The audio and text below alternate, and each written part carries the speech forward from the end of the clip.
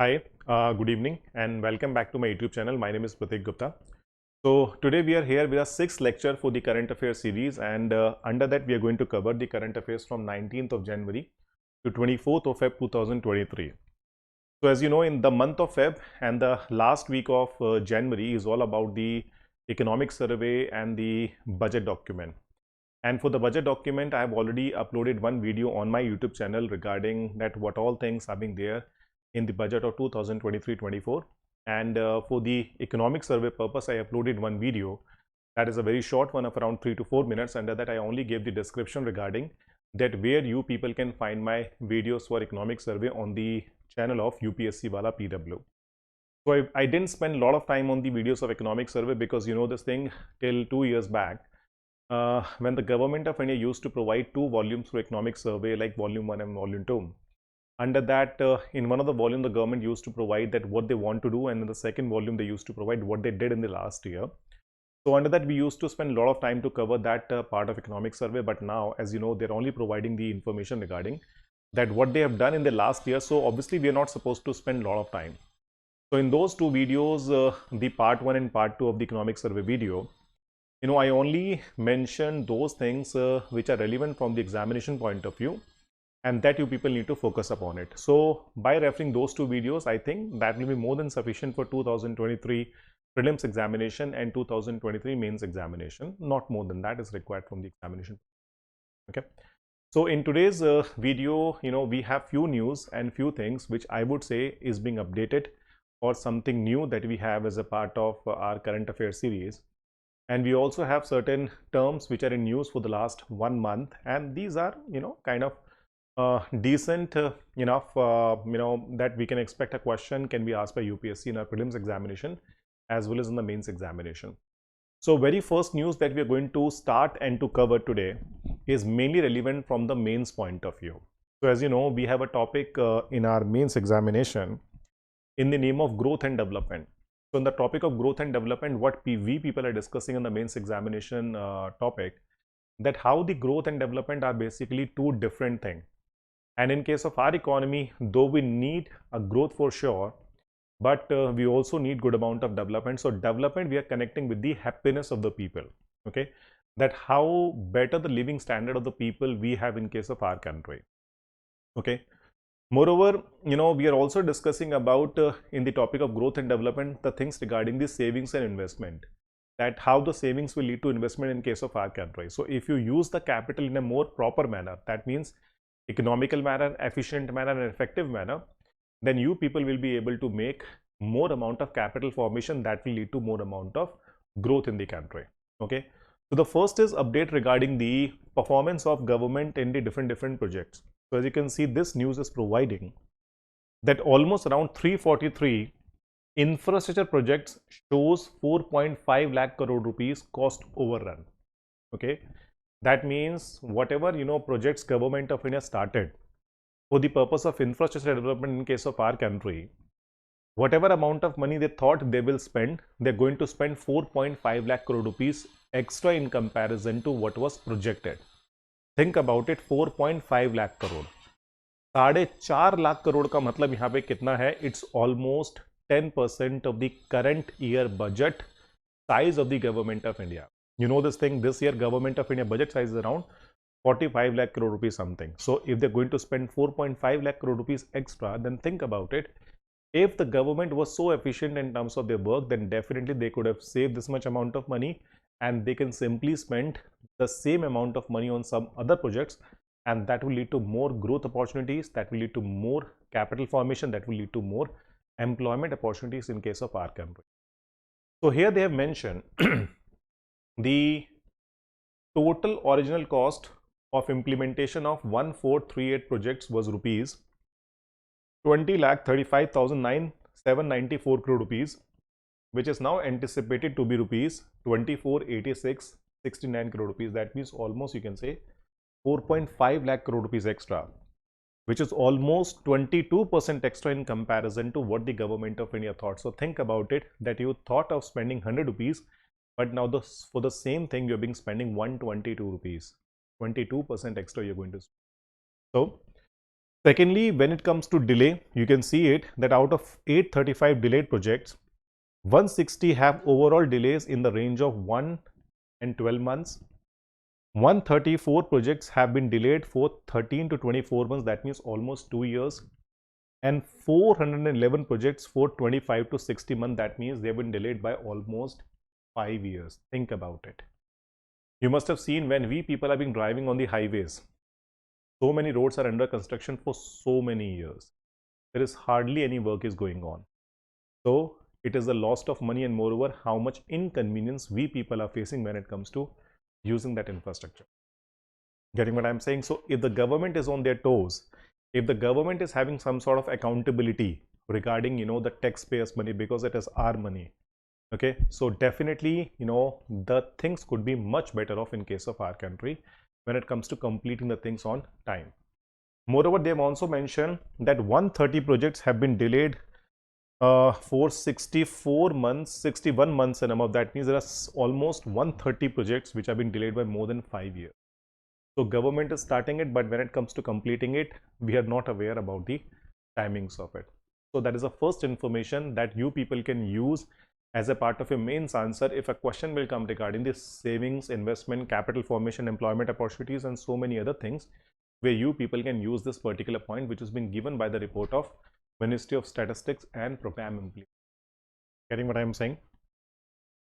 Secondly, we have a news regarding the rolling settlement is now T+1 completely. Now, what is the meaning of this rolling settlement that we have here? You know this thing, when we people are investing in the stock market, you need to open up something called a demat account in the name of dematerialization account. So whatever demat account you people are opening, these demat accounts are basically being used for the purpose of buying and selling securities. Like if you want to buy equity shares, you want to buy preference shares, you want to buy debentures, you want to buy mutual funds, whatever it is. Okay. So what is the pattern when it comes to buying it? So imagine if you're being buying on Monday, that is a working day. So the day when you place a transaction, that is known as a transaction day. And then the stock market, and the entire IT infrastructure is going to take some time to settle your transaction. So normally you can say, like when we started this rolling settlement way back, it was T+5. That means it will take around transaction day plus 5 working days to complete the entire transaction. So imagine if you place the transaction on Monday, then it will be completed by Tuesday, Wednesday, Thursday, Friday, and then next Monday you will get the shares. So that means if I'm buying shares, then I need to pay on Monday, but I will get the shares next week on Monday in my account, because you have only 5 days when the stock markets are working. Okay. So later on, Government of India, with the help of good IT infrastructure in case of our country, they reduce this time from T+5 to T+2. That means now when you place a transaction on Monday, that will be done by Wednesday here. Okay. So transaction day plus 2 working days. Now it has been completely provided by the SEBI and moreover by the stock exchange in case of our country, that now all the transaction will be completed in T+1. That means if you buy the shares on Monday, then very next day you will get the shares in your account. That means Tuesday you will get the accounts. The same way when you sell the shares on day when you sell the shares, known as a transaction day, the shares will go from your account and you will get the money in your account tomorrow only. So earlier you were getting the money in 2 days, but now you will get the money within 1 day. So that means now the things are being even more faster. I'm telling you, such a faster pace of IT infrastructure when it comes to stock market working, you people will not see in case of developed country. But in case of our country, we have finally implemented it and we have completed it. So last year in Feb 2022, Government of India, obviously SEBI, started doing work on that in terms of providing a better infrastructure by which we people will be able to complete the transaction in T+1. So in certain area they implemented, in certain area they didn't, but now the task has been completed. As you can see, globally T+2 system is still the most dominant one, with most of the developed markets such as the US, Japan, Germany following the longer settlement period, but now you can say we are having things even more faster. The only problem that you can say which might appear with such kind of a faster system, that you may face some sort of mistake, but that chance of mistake is very, I would say almost nil, 0.0001% something. Okay, so maybe if the things will not be kind of properly followed and properly managed, then they might face some sort of problem. Otherwise there is no problem whether you've been completing the transactions in T+2 or you've been doing in T+1. The biggest benefit is what? That those people who have been doing the short-term trading in the stock market. So imagine you've been buying on Monday and you want to simply sell it on, Wednesday, Thursday, Friday, Saturday, like within this particular week, then obviously you can simply follow it. Okay, because this thing in stock market, a small piece of news can take your stock up, and a small piece of news can take your stock down like anything. And that has been proved with the help of Adani stocks. As you know, that in so many companies of Adani Group, after the Hindenburg report, the stocks are falling like anything, and the people have been losing lakhs and crores of rupees of their money. People are losing definitely, but when it comes to Adani Saab, he was the second or third richest person at a global level, as you know. But now he is not in the top 10. He is not now in top 15 also. Okay, and moreover, his group of companies are losing more than 35,000 crore rupees worth of money in terms of market capital in a single day now. Getting what I'm saying? So those people who have been kind of, that I want to simply get rid of a particular stock, I want to simply sell it, and I want to simply get my money back. And those people who have been looking for such kind of opportunity, when people have been doing the, doing the selling off because of some sort of panic and the other, they will be able to gain out of it. So you can say everything is having some sort of benefit and negative out of it. Okay, so that is the second thing which I would say that you people need to update, and might be possibility a question might appear in your prelims examination from this particular one. That is your rolling settlement, which is now T+1. Okay, the third news is about the CSR. As you know, corporate social responsibility. You know this thing in case of our country. After the Companies Act 2013, the CSR has been made mandatory by Government of India. What is CSR? Basically, it's a kind of a antaratma ki awaaz of the corporates. You know this thing, when we people have been living in a society, so we have to bear some sort of responsibility. What responsibility? Those responsibility, you can say, by which we can make a better world. We can make a better society where the people can live happily. And happiness is what about? Having a good health, good environment, and moreover, good surroundings. Getting what I'm saying? So you know this thing, when the corporates are doing their work with the aim of providing different goods and services to us, they're definitely doing certain negative things in society. You know this thing, pollution, traffic congestion, a lot of issues, cutting out trees. So as a part of the responsibility, you can say they're supposed to spend at least something out of their profit for the betterment of the society.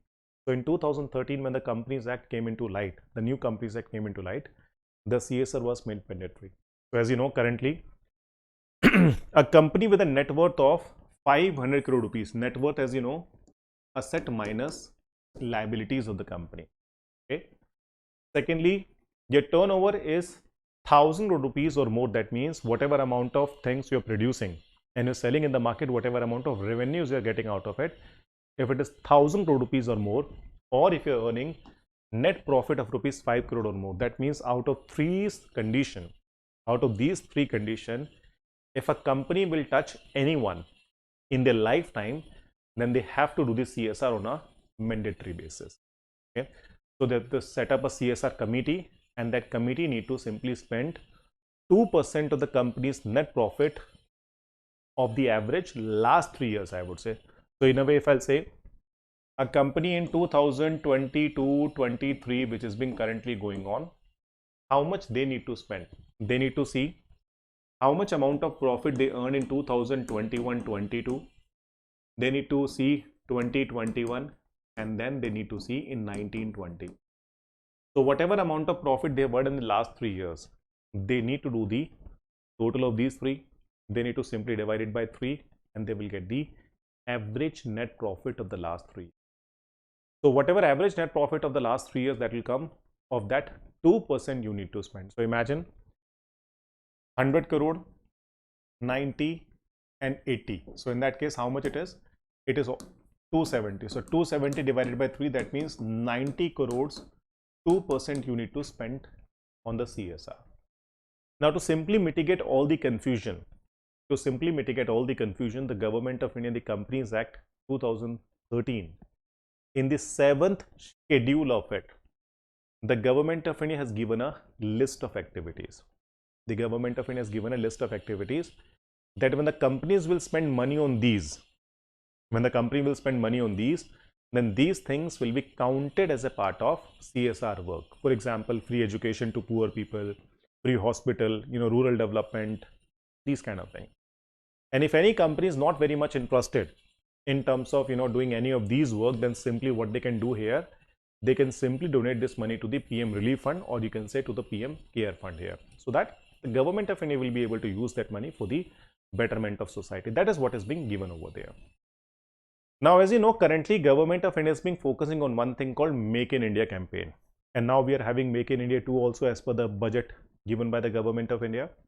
And this thing, to simply fulfilling the goals of Make in India 2 campaign, we need to have a skilled workforce in case of our country. And for this particular purpose, Government of India has provided that now we are going to include that skilling individuals as a part of CSR activity. Okay, that means when the companies are going to spend money for the purpose of developing the skills of individuals, then you can say that is also being counted as a part of their corporate social responsibility spending. So in a way, it's a good move on the part of Government of India, because when you will simply include it, then company will also think that we need to spend money on the skilling of the people who have been working over there, and with the help of that, we people will be able to prepare a better workforce in case of our country. So what they have given, the Ministry of Skill Development and Entrepreneurship has proposed the gift a skill concept to be linked with either the Reserve Bank of India's digital currency e-rupee or skill voucher, wherein individuals, corporates and institutions can sponsor skill development of another individuals through skill vouchers. The enterprises will be incentivized to take up skill training of individuals as the government aims to scale up training of candidates to cater the growing demand. तो आप जानते हैं that we have good amount of workforce demand in case of our country, and we have good amount of unemployment also, which is known as the structural unemployment in case of our country, where we have a demand for the workforce, but we people are not being able to provide the quality workforce. Why? Because the people are not that skilled in case of our country. Getting what I'm trying to say?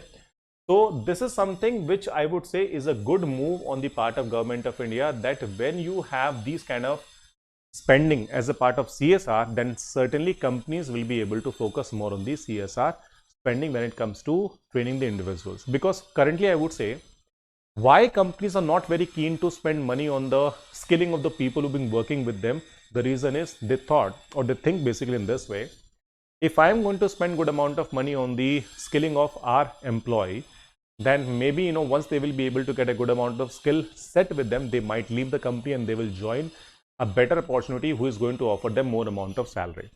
So because of this kind of thing, the companies are not spending. But by including this particular thing, I would say some better prospects might come when it comes to training the individuals in case of our country. So that is the next thing.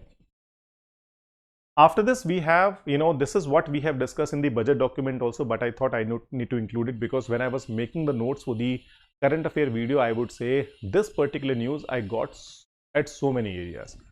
So maybe there is a possibility you might get a question of prelims examination also, that what all 7-point strategy has been given by Government of India for the purpose of achieving the goals of the Amrit Kal, as you know, 2047, when we people are going to achieve our 100 years of independence. So under that, the 7 points they mention: inclusive development. You are aware that when the development will happen, everyone will be able to get the fruits of development over there.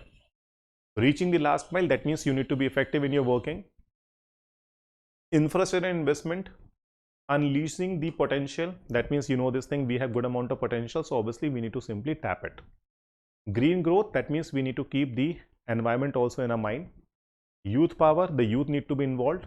And then robust financial sector. This thing currently in one of the chapter of your economic survey which is being given by Government of India, they provided that in case of the financial sector, it has been kind of quite strong now to simply tackle whatever demands we have for the purpose of growing investment demand that we have in case of our country. So that is what has been given, but I really hope that the government of India will not forget about it, because one thing again, the 7-point strategy which was given by government of India regarding the doubling the farmers' income, because if you remember, when the current government came into power in 2014, in 2015 they established a committee called Doubling the Farmers' Income Committee, and that committee also provided 7-point strategy where the government of India mentioned that by 2022, when we people are going to achieve 75 years of our independence, we are going to simply double the farmers' income.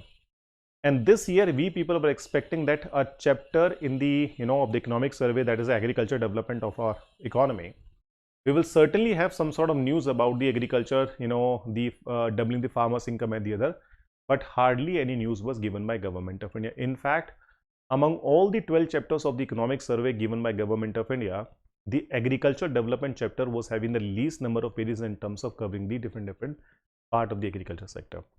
So we don't have any information about it. So I really hope the government of India will simply remember it, and people will also remember it. They will not forget about that something was promised by government of India regarding, achieving the different goals of the Amrit Kal, reaching to almost, you can say, $25 trillion economy, or whatever targets are being given by government of India.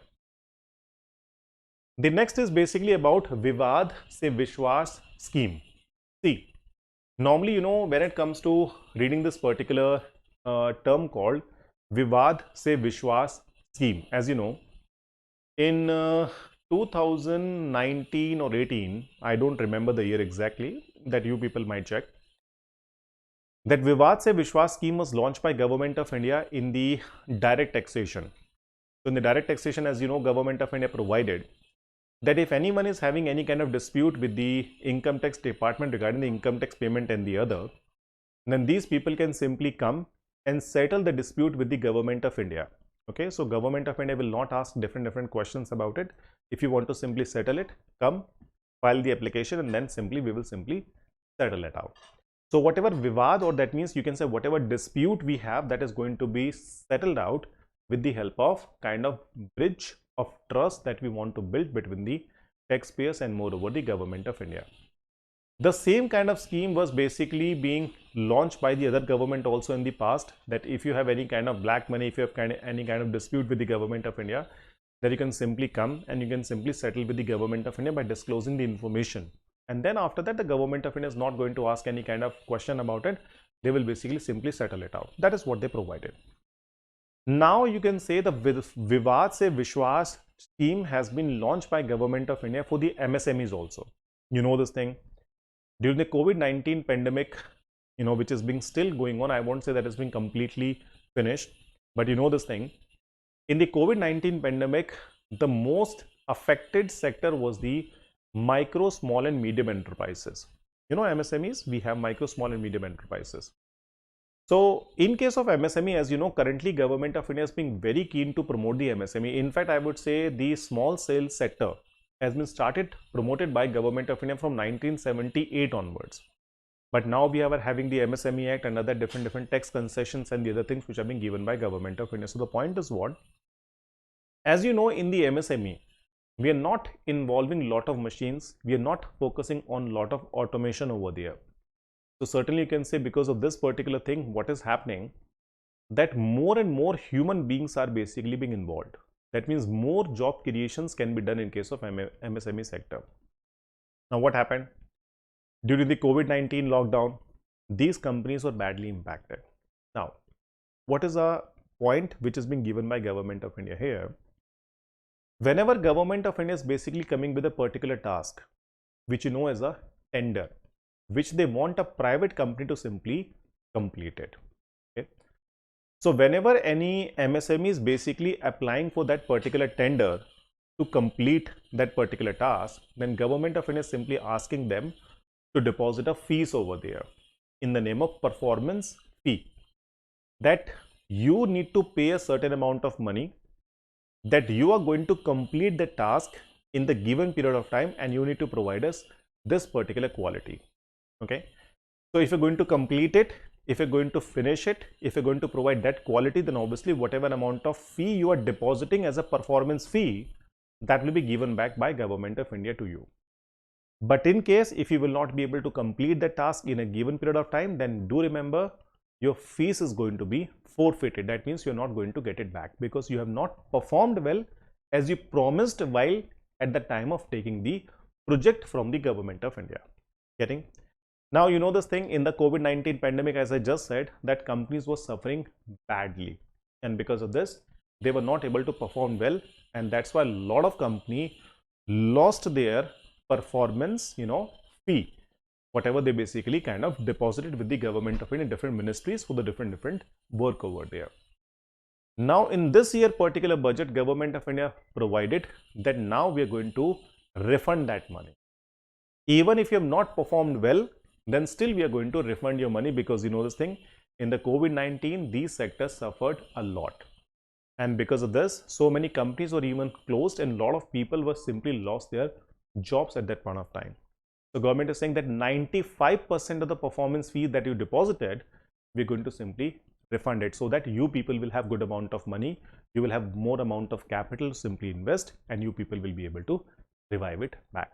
So I would say it's a good move on the part of Government of India to help the MSME. So as you can see, the office memorandum said that contractor or supplier should be registered with the Ministry of MSME as on March 31st, 2022. And the grant of relief will be monitored through the government e-marketplace. Those fulfilling specified criteria will be refunded 95% of the performance security forfeited from them. So that is a move on the part of Government of India, which I would say actually a very good move. Okay, but obviously at the cost of taxpayers' money, but definitely that is going to provide multiple benefits to our economy in the upcoming time. The next point is basically about the experience counts, formal jobs go to 30 plus.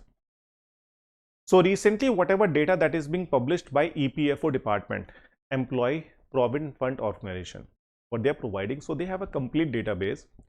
Whatever accounts registered with them of the people who are basically availing the services of PF, that what people are basically coming in which age group. Getting?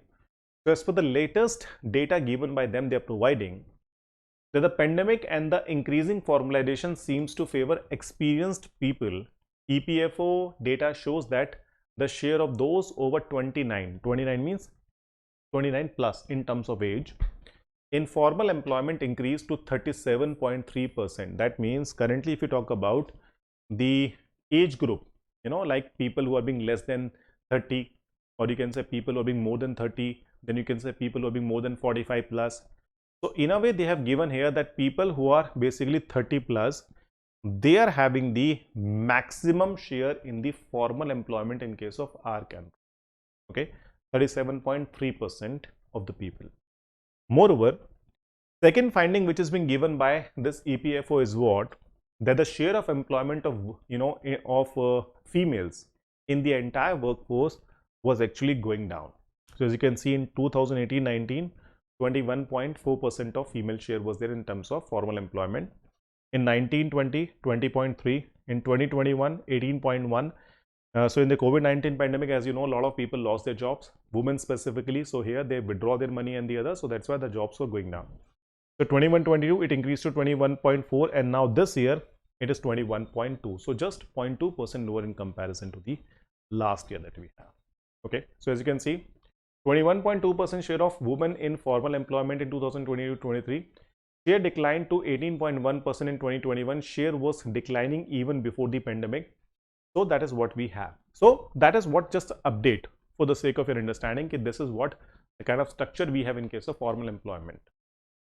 Okay.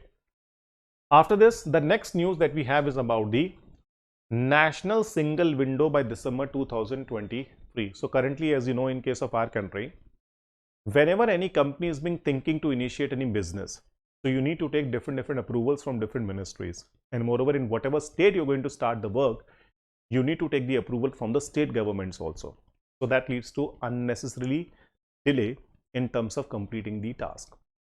So what the government of India is being saying currently, that by December 2023, that means this year, December, all the 36 states and UTs, all the 36 states and UTs, and moreover the different departments of the government of India will now come on a single platform.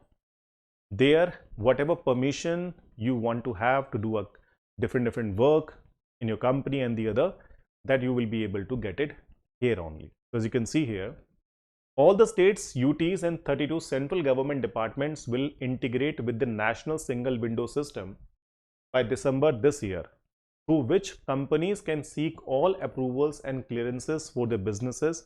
A top official said on Thursday, that means it is just a few days back news. So for 19 states, UTs and 27 central government departments are already onboarded, including Andhra Pradesh, Goa, Bihar, Gujarat, Himachal Pradesh, Jammu and Kashmir, Karnataka, and the secretary in the department, provided. So the point is what? That is obviously a very good part in terms of e-governance, in terms of making the things easy in case of our country. You know this thing, when we were having a ranking in case of this ease of doing business index, which was given by the World Bank, but now they're not providing it. Under that, you know this thing, the our ranking in terms of initiating a business were continuously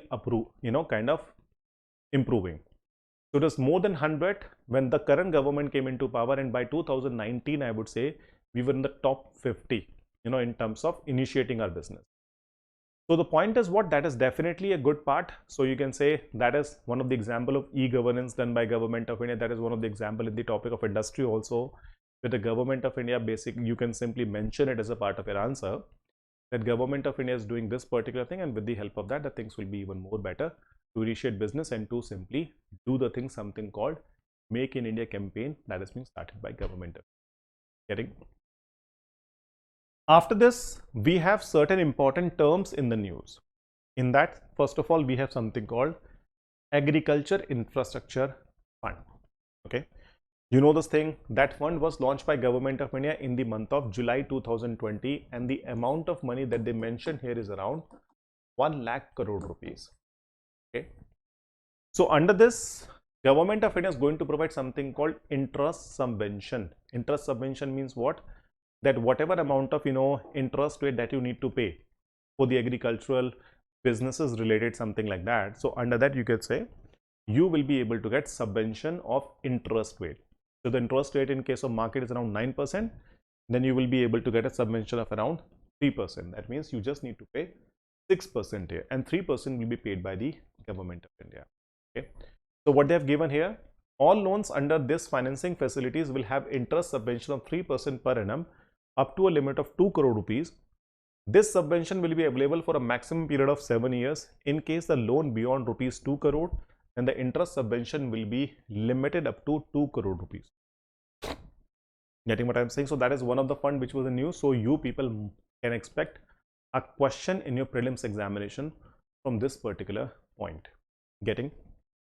The next is about the sovereign green bond.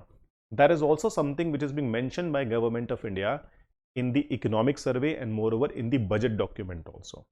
So I would say it's very important, and complete possibilities there that we might have a question from this in your prelims examination. You know this thing, what is green bond? Green bonds are basically those bonds or those securities which are being issued by the government of India, government entities, or you can say private companies also, for the purpose of raising money for those projects which are more of environment friendly, like solar power, you can say, when you have hydro projects and the other. So those projects which are being more of, kind of environmental friendly, that means you're going to simply restore the planet. In that case, you are basically will be able to raise money for those projects. So green bonds, something called sovereign, means the bonds which are being issued by government. So if it is a sovereign, that means it is being issued by government of India, or you can say by state government, or it is being simply issued by private company, then you can say it is only the green bonds, the name that you will be getting. After this, angel tax was again in the news. You know this thing, what is the meaning of angel tax? You must be aware about the meaning of angel investors. So like if I'll tell you with the help of a small example here, You know this thing, whatever startups we have in case of our country, if these people are being doing pretty well, then obviously investors wanted to invest in them. Okay, so imagine there is a one startup called XYZ Private Limited. They are being doing pretty well in the market, imagine. And the current value of their share is rupees 10 per share. Okay, so imagine there is a one angel investor, you know, the people who are investing in the startups and the other. He is being looking to invest in this startup, but this company is not allowing him or her to invest here because they are like, sir, we do not need your money, we are being fine with that. But he is insisting that I want to invest, and he simply give a proposal. What proposal he provided? Though the current value of your share is 10 rupees per share, but I am offering you here rupees 17 per share as a value. That means when you will simply give your company shares to me as a part of my funding, though the value of your share is 10 rupees per share, but I am going to offer you 7 rupees extra. Okay, so in a way, that 7 rupees extra which is being offered by the investor here to the startup will be treated as a capital gain, and on that the government is going to apply something called angel tax. So news was there regarding startups and the other, and that's why you can say this point was there, and that's why you can say we can expect a question from after this. Sovereign gold bonds. You must be aware, and about this UPSC already asked a question in your prelims examination. So maybe there is a possibility they may rephrase the question in some other way and they will ask the question again. What is the sovereign gold? See, as you know, gold is something in which Indians are, I would say, very much, I would say, crazy. You know, people are loving to invest in the gold as an investment opportunity. But the point is, what gold is something which is being available in a very limited quantity, and India has been importing huge amount of gold from outside, and when we people are importing gold from outside, we have to pay for it. Okay, we need to pay in the foreign currency to import the gold here. So government of India said that instead of importing gold, and those people who are only buying gold for the sake of, you know, investment over there, why not they simply purchase the bonds which is being issued by government. So imagine if the government of India saying that this pen you are supposed to treat as a gold pen, and I'm writing this on paper that this pen is a gold pen, then obviously you will believe it. Why? Because it is being said by government. But if I am saying believe this is a gold pen, then you will never believe it.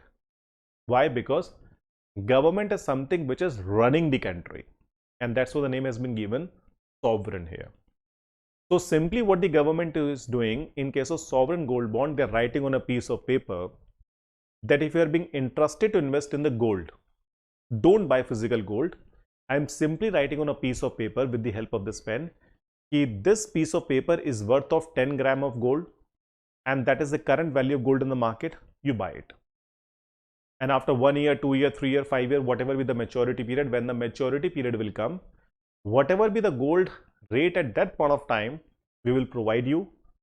So imagine you purchase at 50,000, but that time when the maturity will come, it is 55,000, then you will get 55,000 rupees for your paper when you will simply give it back to the government of India.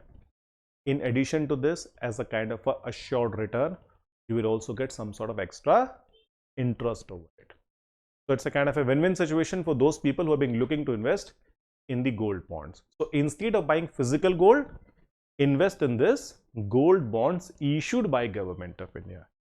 And believe it, when the government is saying it's a gold, believe it. If the government is saying I'm going to give you more amount of money, believe it, government will give you more amount of money. And moreover, the government is saying that I will give you interest also, believe on the government, and government of India is going to provide it to you. Getting what I am saying? Now see, these two things were again in news, RoRo and Rowpacks. What is RoRo? Basically roll on, roll off. That is a full form of RoRo. And then what is Rowpacks? Roll on, roll off, passenger. That is what you have as a RoPacks. Okay, now see, imagine this is a ship. Imagine there is a ship on the port. So what kind of infrastructure you need to build in case of RoRo kind of a ship, and those ports we are being RoRo enabled. You just need to park this ship on the port in such a way that it will simply touch the port here, and there is a kind of a facility over here by which the automobile vehicles which can roll on, okay, like car, you can say trucks, JCBs, railway containers, whatever it is, that they will simply go inside of its own. That means the car, you can simply drive it and you can simply go inside and you will park. Okay, and then simply when this ship will reach to the destination port, when it will simply parked over there, these car will be able to come out of its own by obviously when you will drive off the port. So the things will be rolled on and rolled off of its own. This kind of ships, this kind of infrastructure you need to build. Getting what I am saying? So in these kind of things, obviously sometime what happened, these ships are also having some sort of railway lines inside it, and that you need to connect. The railway wagons will go inside. You can simply offload the things over here, and then these things will come out, roll on, roll off. Okay, so we are being looking to provide new guidelines in case of our country to develop the ports, moreover the ships and the other, for the purpose of roll and roll off kind of facilities under the public-private partnership and the other. And what is RoPacks? On this ship, you have a facility by which you can do the roll on, roll off, and moreover here you also have an area where the passengers can also travel. Like for example, you have cruise and all, ferries and all, these kind of things.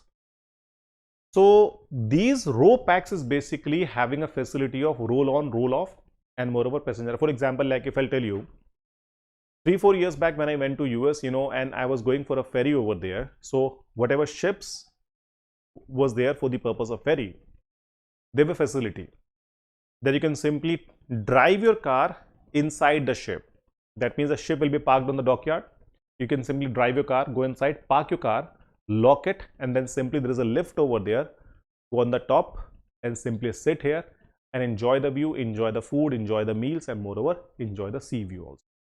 When you will simply reach to the destination, you can simply go to the basement, or you can say to the ground floor of this ship, again sit in your car and then take your car out and then simply enjoy the island. Okay, getting what I'm saying? So instead of going to the particular island and the other with the help of these kind of, you can say, small ships and the other, where the people need to sit, they need to get all the things, they can say we need to have big ships here where you have these kind of facilities called RoRo or RoPacks kind of a thing. Getting? The next thing that we have is basically FAME, faster adoption and manufacturing of electric vehicle. You know this thing that currently in case of our country, major boost has been given by Government of India for the purpose of this electric vehicle. Now, as you know, we are also being able to find out something called lithium reserve in case of our country, where we people are being able to make the batteries also in case of our country. So in a way, it's really fortunate news for our economy that we people are being able to find such kind of a huge, the amount of lithium in case of our country. And moreover, the government is also focusing more and more in terms of providing more subsidies to the companies for the purpose of make the electric vehicle, so that we will be able to save the environment and we people will be able to save the, this planet. Okay. So these what all important terms we people have in case of our news in the last, I would say almost, it's in fact more than a month. And why we people are not having a lot of things here? Because this thing, majority of the things are already being covered in the, in the budget and moreover in the economic survey.